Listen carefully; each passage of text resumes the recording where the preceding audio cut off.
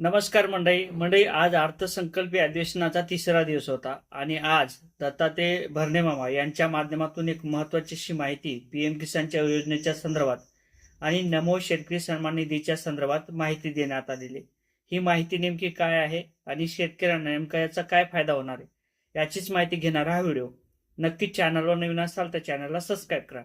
म्हणजे ज्या अर्थी पीएम किसानचा 21वा हप्ता जमा करण्यात आला त्याचा निधी सुद्धा शेतकऱ्यांच्या खात्यावरती जमा झालेला आहे आणि नमो शेतकरी सन्मान निधीचा सुद्धा 7व्या हप्त्याचं वितरण झालेलं आहे. म्हणजे ते देखील 2,000 रुपये शेतकऱ्यांच्या खात्यावर जमा झालेले आहेत. परंतु पीएम किसान योजना ही 2019ला सुरू करण्यात आली होती आणि 2019ला जी काही योजना सुरू केली त्यानंतर अनेक शेतकऱ्यांच्या माध्यमातून 2020च्या नंतर जमिनी घेण्यात आल्या किंवा काही जमिनीची फोड करण्यात आली किंवा आपल्या वडिलाच्या नावाची जमीन ही मुलाच्या किंवा पत्नीच्या नावावरती करण्यात आली होती. अशा शेतकऱ्यांना कोणत्याही प्रकारचा पीएम किसान योजनेचा हा लाभ दिला जात नव्हता आणि त्यासाठी आता विरोधी पक्ष यांच्या माध्यमातून सुद्धा मागणी करण्यात आली होती की पीएम किसानचे तुम्ही लाभ देता त्यामध्ये 2020च्या शेतकऱ्यांचं काय होणार.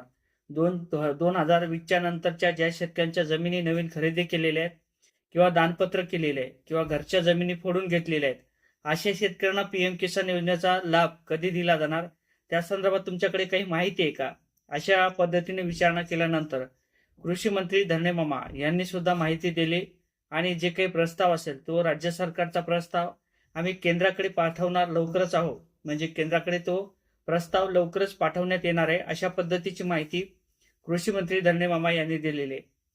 आणि त्यामध्ये आता 2020च्या नंतरच्या ज्या शेतकऱ्यांच्या जमिनीच्या खरेदीचा किंवा विक्रीचा व्यवहार झाला आपल्या मुलाच्या नावावर ते दानपत्र केलेले असेल किंवा फोडून घेतलेली जमीन असेल अशा देखील शेतकऱ्यांना पीएम किसान योजनेचा लाभ हा दिला जाणार आहे. आणि त्याचबरोबर ज्या अर्थी पीएम किसानचा लाभ शेतकऱ्यांना दिला जातो त्यानंतर राज्य सरकारच्या माध्यमातून जी काही नमो शेतकरी योजना चालू केलेली आहे म्हणजेच 2020च्या दरम्यान 2019च्या पूर्वी ज्या शेतकऱ्यांच्या माध्यमातून पीएम किसानचा लाभ दिला जात होता त्याच पद्धतीने 2019च्या अंतर्गत नमो शेतकरी सन्मान निधीचा सुद्धा शेतकऱ्यांना लाभ दिला जात होता.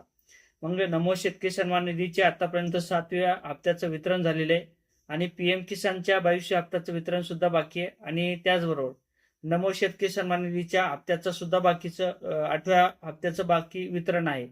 आता त्या संदर्भात परत GR काढला जातो का या अर्थसंकल्पीय अधिवेशनात नमो शेतकरी सन्मान निधीचा जो काही 8वा हप्ता असेल त्याच्या संदर्भात वित्त विभाग काही माहिती देते का आणि त्या वित्त विभागाच्या माध्यमातून निधी मंजूर केला जातो का हे देखील पाहणं महत्वाचं ठरणार आहे. परंतु याचा प्रस्ताव जे काही राज्य सरकारचा प्रस्ताव असेल ते केंद्राकडे जाईल आणि त्यानंतर पीएम किसानचे जे काही 2020च्या नंतरच्या जमिनीच्या फोड केलेले शेतकरी असतील किंवा विकत घेतलेली जमीन असतील शेतकरी असतील अशा शेतकऱ्यांना सुद्धा पीएम किसानचा लाभ दिला जाईल.